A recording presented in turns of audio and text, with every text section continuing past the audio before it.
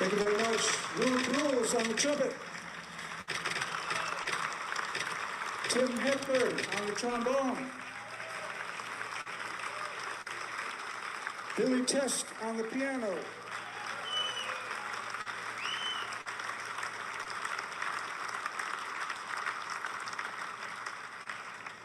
Good evening, welcome. Glad you could join us. Very happy to be here. Tonight's program is called Bring in the Funk 2.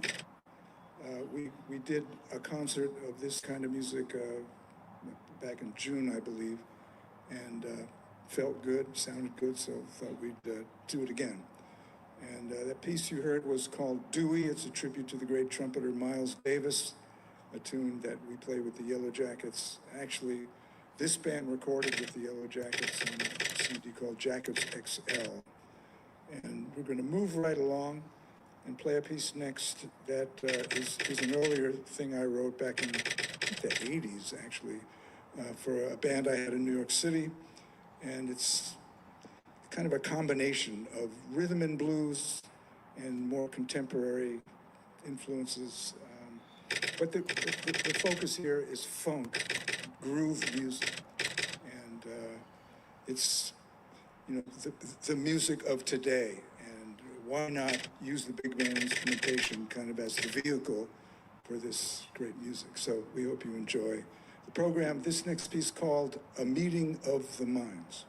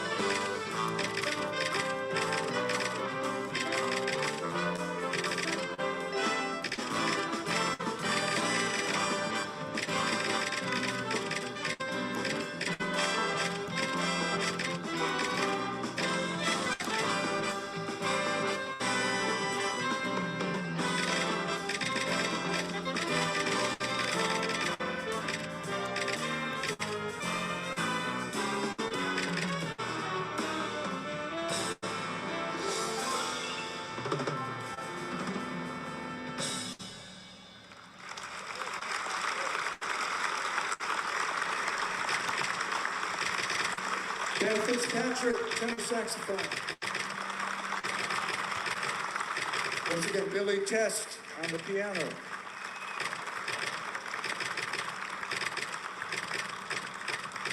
Thank you. Next piece, some of you may recognize. It was a big hit, I believe, around the world. A band singing duo called the Isley Brothers. And it's a tune that caught my attention. This is now back in the 60s, and I thought, I'm going to do something with that tune one day, and sure enough, I did.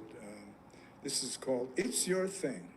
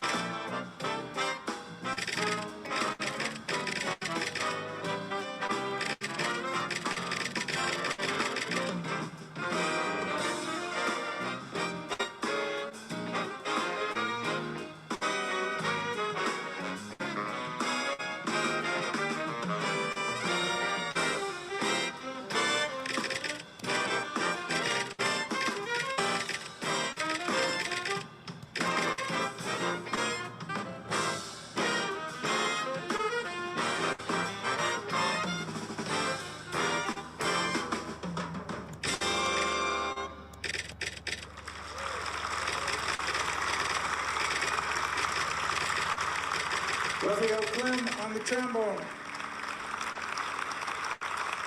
Paul Heller on the tenor saxophone.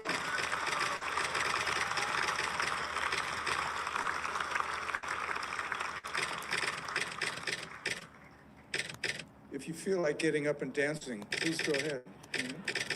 It's definitely appropriate. This next piece, we slow things down just a little bit. It's, again, kind of an earlier thing written in the 80s. I recorded on one of my records. I don't remember which one. But I hope you enjoy. This is a piece called The Heart of the Matter.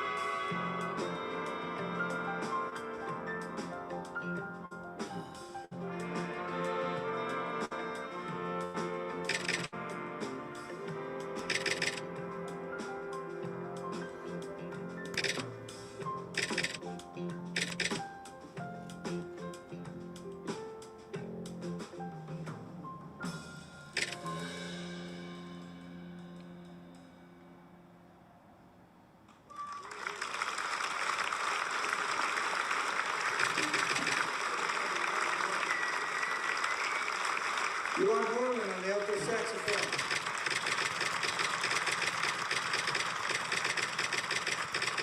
Andy Hatterer on the trumpet.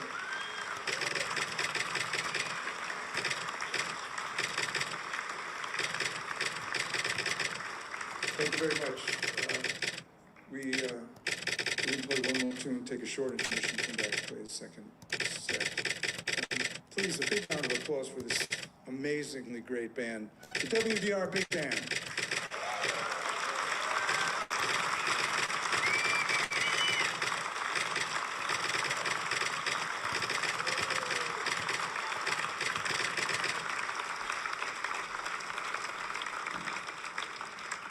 I mean, this is literally, if not the best, one of the very best big bands in all the world. I mean that sincerely.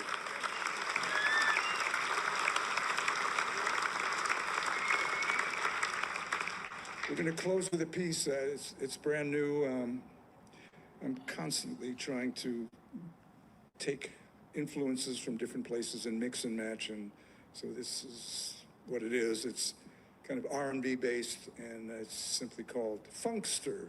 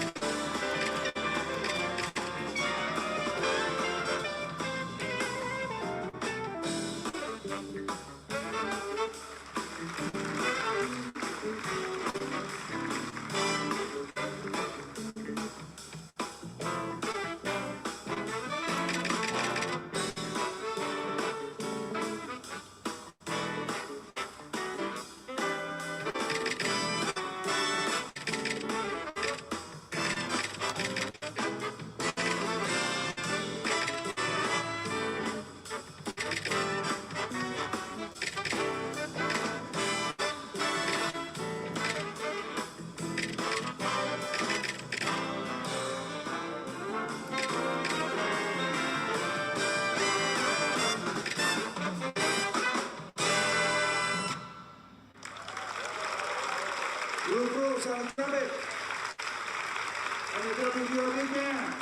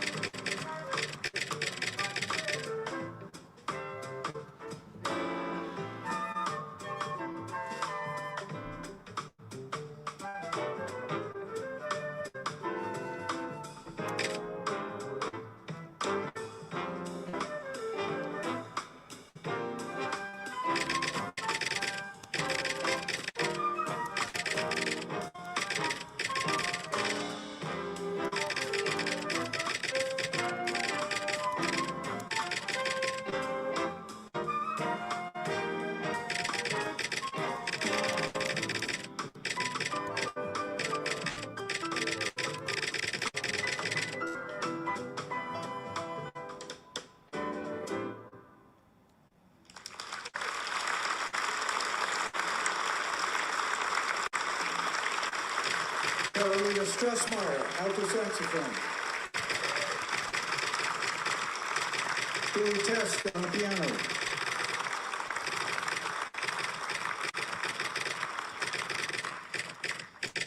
Thank you. It's a new piece called The Big Mystery.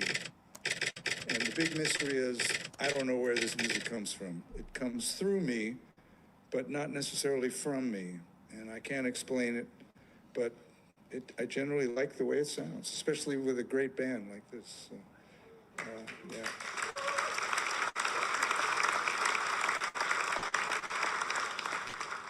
Next piece also new. It's called One Hope. It's just being hopeful in trying times. So hope you enjoy it. It's called One Hope.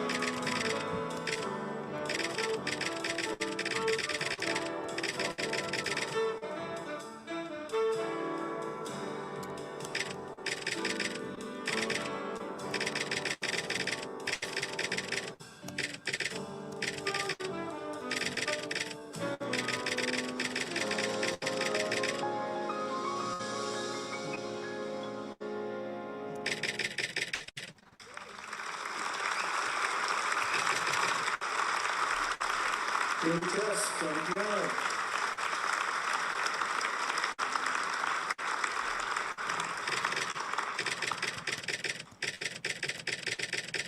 Some of you, probably most of you, know of the band Steely Dan, who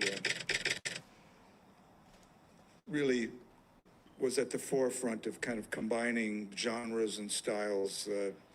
You could call it, I think they started out as a rock and roll band, but eventually stopped touring and became a studio band using the greatest musicians in the world to make this music that was jazz influenced, all sorts of different influences, very unique sounding, and had a big impact on me. In fact, they asked me to join that band at one time, but I actually turned them down, which I'll probably regret for the rest of my life, but be that as it may. This tune is, you'll hear the influence there, and it's just a play on words. It's called Steel-Eyed Dawn.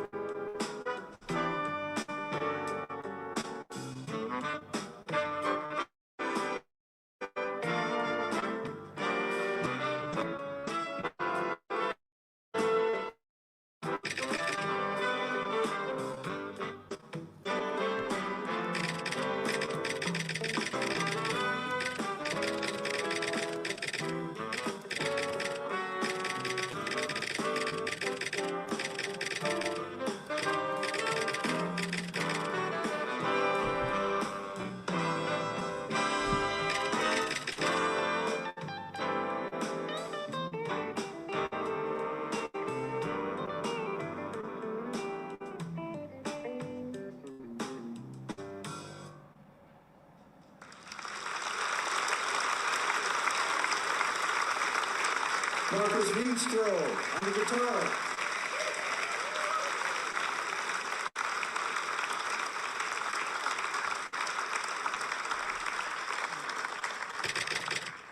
In case you're wondering, this is called an electronic wind instrument. It's a synthesizer that you blow into, essentially, but it does some interesting things. There's a very, very wide range. For example,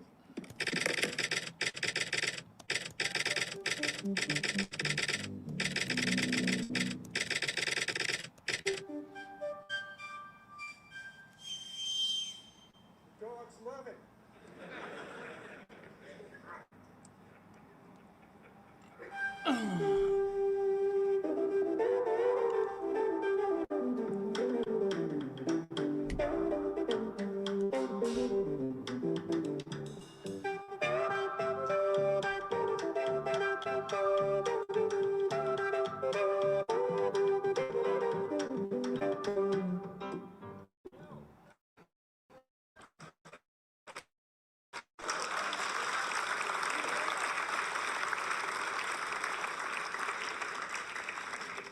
So back to why we're here. This is, next piece is actually a Yellow Jackets tune. We recorded a couple of CDs back. It's going to feature Johan Orlin on the alto and myself on the tenor. It's called Swing With It.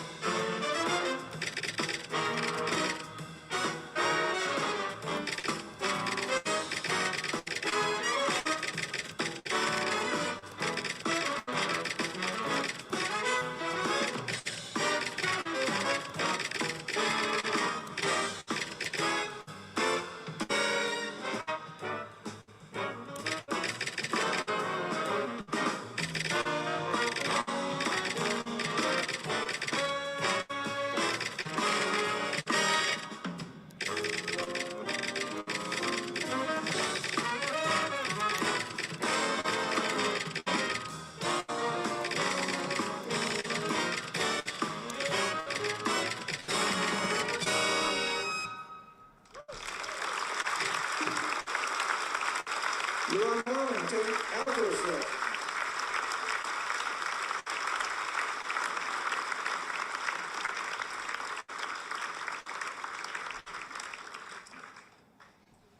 Well, thank you for your kind attention. We have one more tune to play. I'd like to introduce the members of the band. On the tenor saxophone, Ben Fitzpatrick.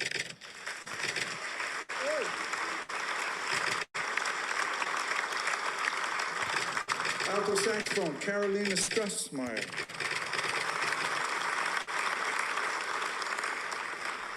On the alto saxophone, Johan Horlin.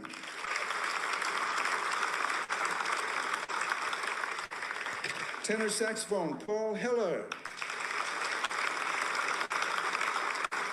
On the baritone saxophone, bass clarinet, Jens Neufang.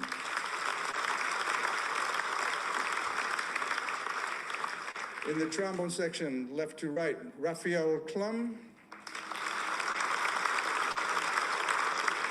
Ludwig Nuss. Tim Hepburn. And Matis Sieterborg.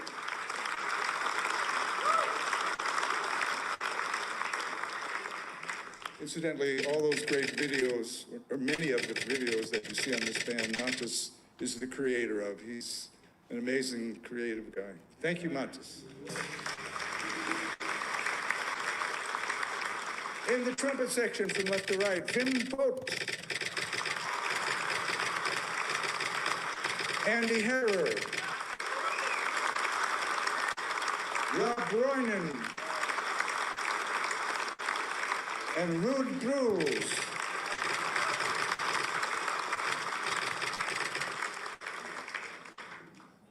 I'm trying my best. You know, in the US, it's Richard, some different kind of names. Anyway, Billy Test on the piano.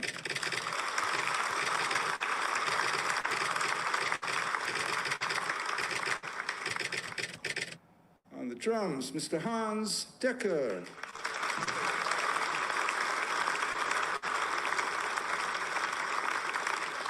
On the bass, John Goldsby.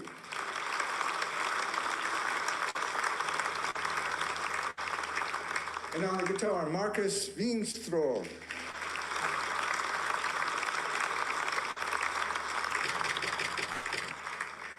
So we're going to finish with another new piece. Thank you again for your kind attention. This is called Strata Funk.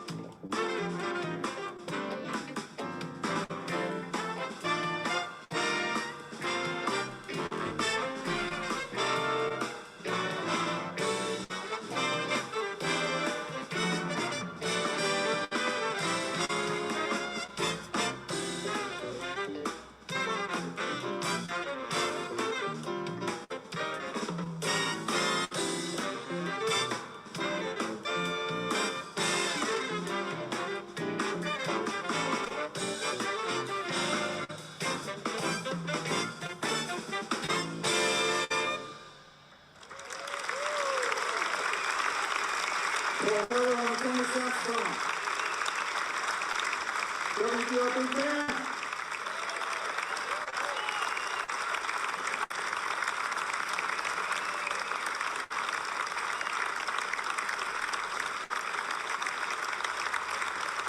Thank you very much.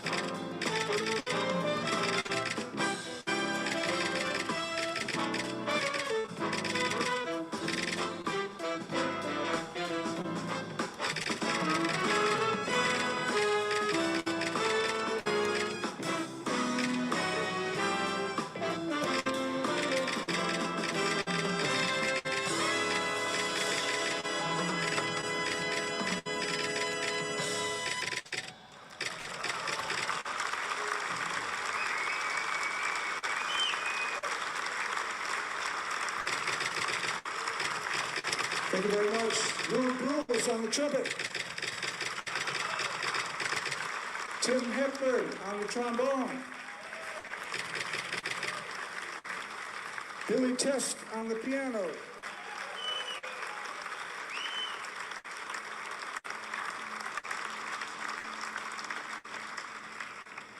Good evening, welcome. Glad you could join us. Very happy to be here. Tonight's program is called Bring in the Funk 2.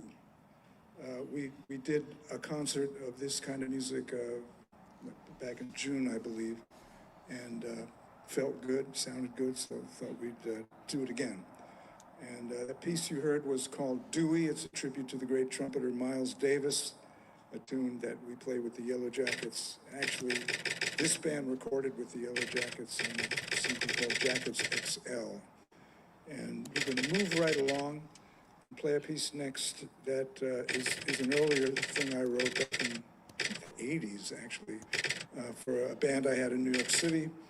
And it's kind of a combination of rhythm and blues and more contemporary influences. But the focus here is funk, groove music. And it's, you know, the music of today. And why not use the big band instrumentation kind of as the vehicle for this great music? So we hope you enjoy the program. This next piece called A Meeting of the Minds.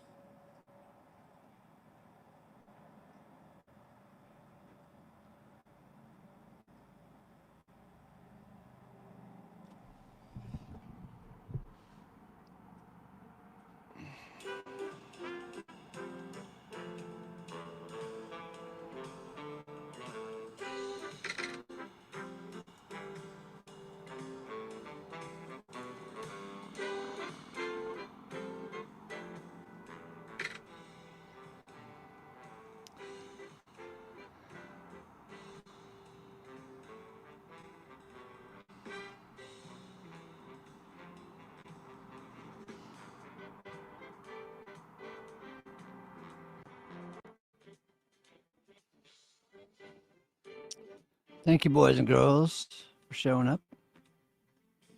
Oh, let me do at least one reading and then we'll scoot out of here. Let me make sure I got the audio correct. Yeah, it looks okay. Tell the band to pipe down. And here we go. Notes on love, God's got this. Tuesday morning, 7:30 a.m., August 25th.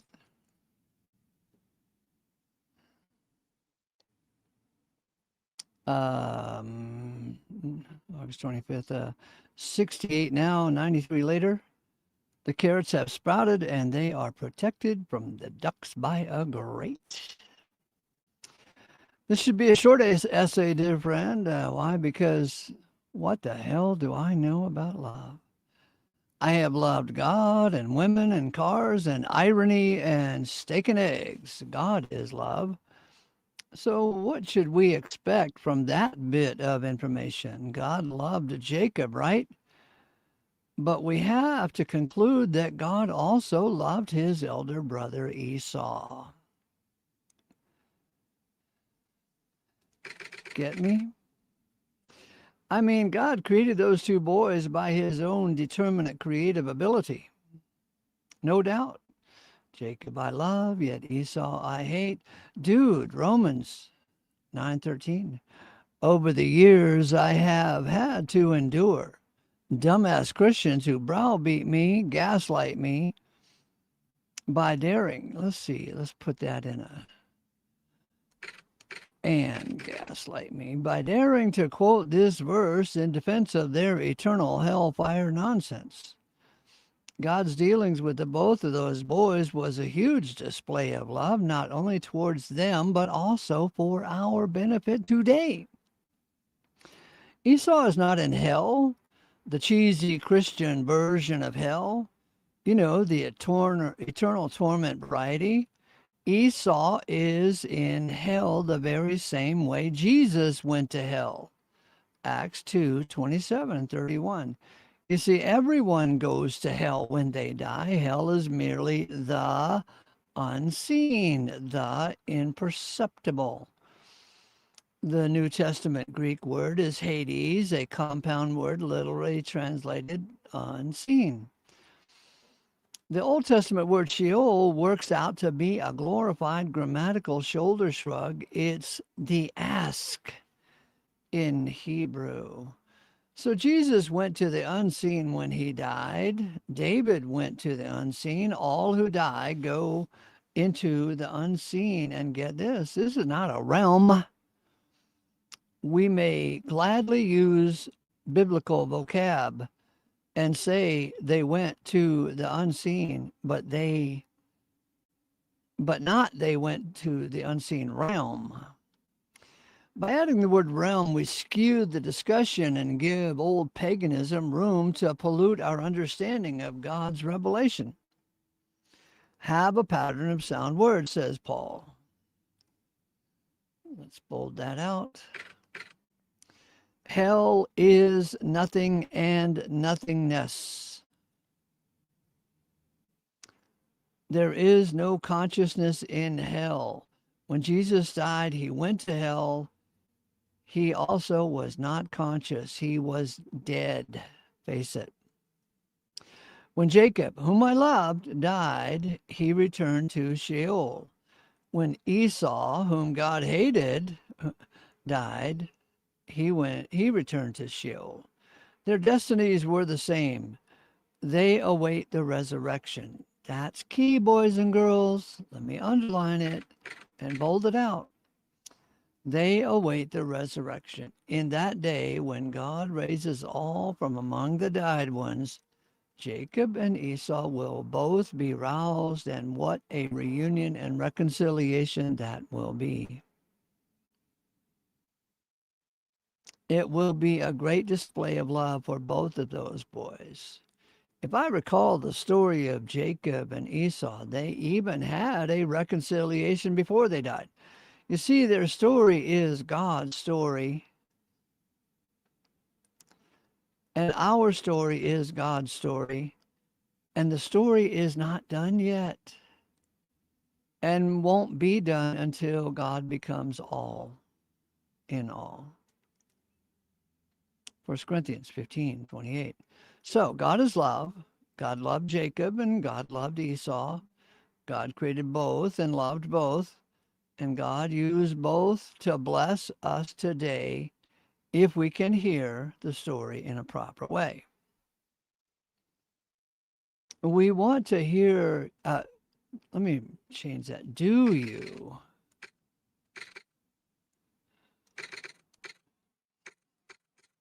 Do you want to hear a great summation of the story? Okay, I'll give you a great summation of the story with Ephesians 2:4.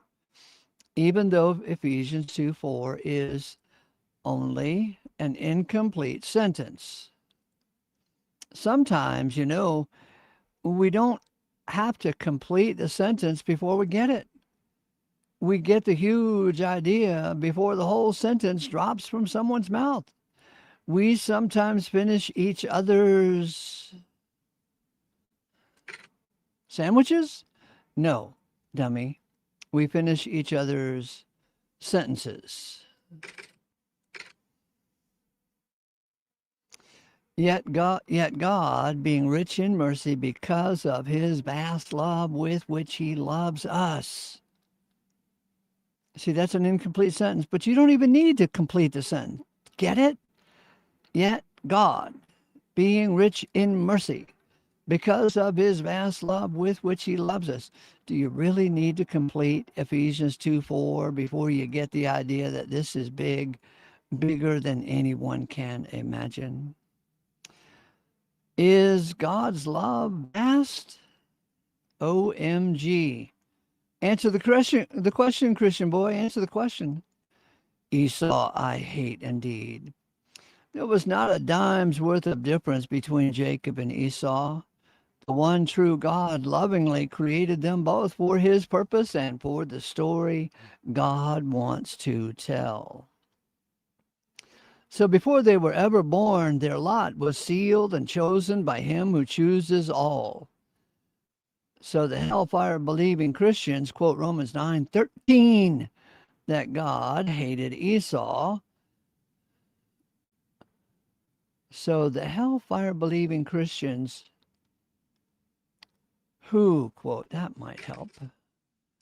So the hellfire believing Christians who quote Romans 9:13 that God hated Esau are so clueless.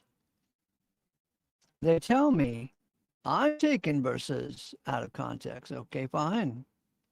Let's make that a new paragraph. They tell me I'm taking verses out of context. Okay, fine. Back up 2 verses.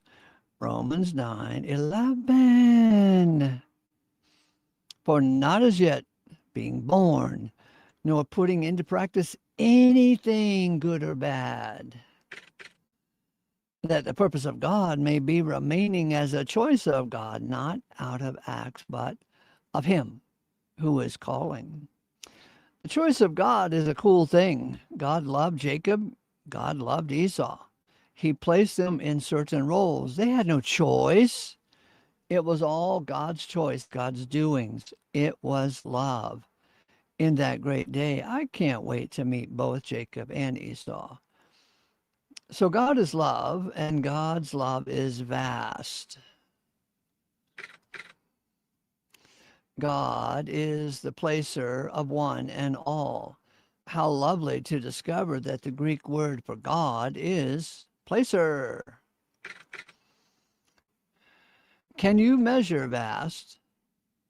Yikes, I can't. Well, look at Romans 9:11 again. Forget those 2 boys. They're not really the core of the story, the core of the revelation. The core, God is the core of what is presented here. Again, Romans 9:11. For not as yet being born, nor putting into practice anything good or bad, that the purpose of God may be remaining as the choice of God, not out of acts, but him who is calling.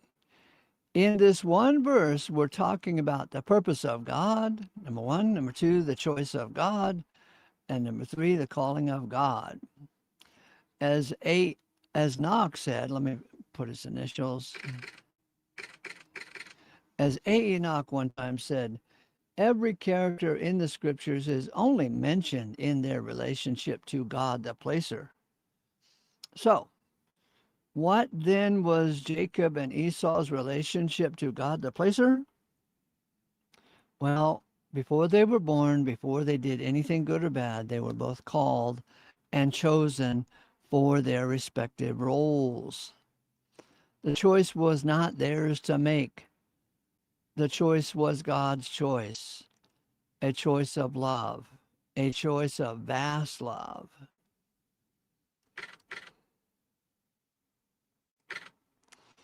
God bless Jacob. God bless Esau. You got to love them both. God is love, and hell is not endless. Whatever hell God drags us through is for love, really. Let's add in this life. Whatever hell God drags us through in this life is for love, really. It's not our fault. It's all really the doings of God. Lord, who sinned, this man or his parents, that he was born blind? Jesus says the disciples, let's go in past tense, said the disciples to Jesus one Saturday afternoon. Jesus boldly, lovingly replied, neither. See John chapter 9. Who sinned, Esau or his parents, that he was robbed of his birthright? Neither. For not as yet being born, nor putting anything into practice, good or bad. Both of those boys are perfectly in the vast love of God.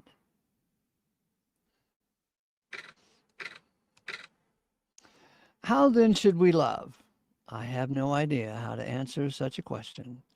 You see, it is entirely God's responsibility to bring us along into love.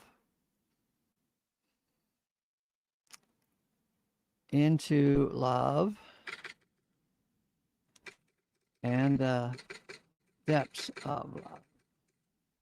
You see, it is entirely God's responsibility to bring us all along into love and the depths of love. How does he do it with each one? How he does it with each one is wildly different. In that great day, do you think Esau will have one bit of animosity toward his brother, or vice versa? Nah. They each played their roles perfectly. They were both jerks. They were both idiots. They were both tricksters. And we might say Jacob was a bit more tricky, but God has a story to tell, a story of sin, condemnation, and death, and ultimate salvation from sin, condemnation, and death. The judgments of God are going to be wonderful and amazing. He will set things right, dear one. All things. And guess what? Let us never forget both Jacob and Esau's story is wonderfully and truthfully summed up in the cross of Christ. Christ died for Jacob. Christ died for Esau. What can possibly go wrong? Jacob I love and Esau I hate indeed. Wonderful. Side note, when someone says I hate you, is that really true? Do they truly hate you? Nah. Hate is a loving emotion, really, a contrasting emotion. If hate were really a thing in the matter, there would be no emotion at all to reveal. If hate were really a thing in the matter, there would be no emotion at all to reveal. And ignoring an absence of awareness altogether would be the fearful, dreaded thing. There's a lot of love in saying that Esau I hate. Let's see.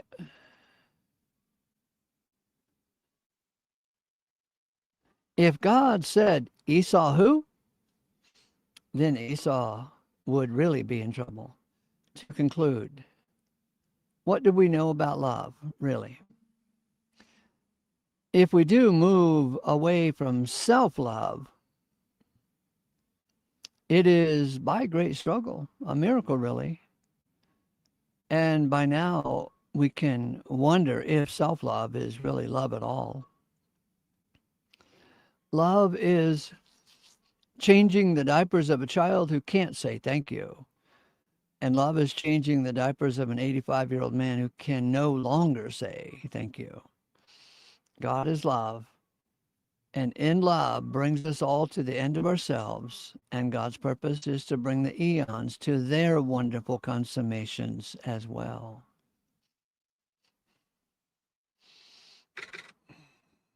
First Corinthians 10, verse 11.